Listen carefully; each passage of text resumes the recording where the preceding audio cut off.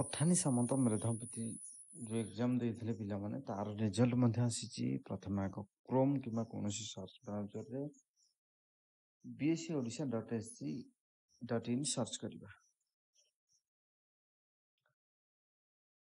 Search କରିବା ପରେ ଦେଖନ୍ତୁ ପ୍ରଥମେ ଅଛି board of secondary education Odisha BSc odisha.ac.in ଏଥିରେ କ୍ଲିକ୍ କରିବା।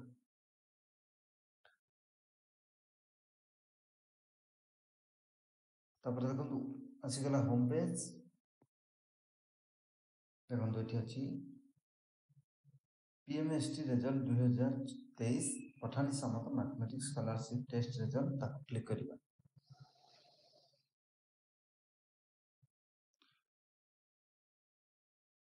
ତାକୁ ଟଚ୍ କରିବା ପରେ ଦେଖନ୍ତୁ ନିଜର ରୋଲ୍ ନମ୍ବର ଦେବା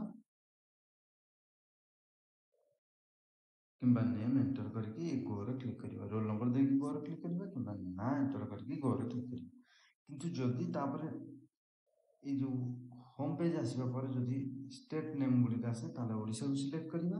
ଓଡ଼ିଶା ପରେ 4ଟା ଅପସନ୍ ଆସୁଛି, 5ଟା ଅପସନ୍ ଆସୁଛି, ସେଥିରୁ ପଠାଣି ସାମନ୍ତକୁ ସିଲେକ୍ଟ କରିବା।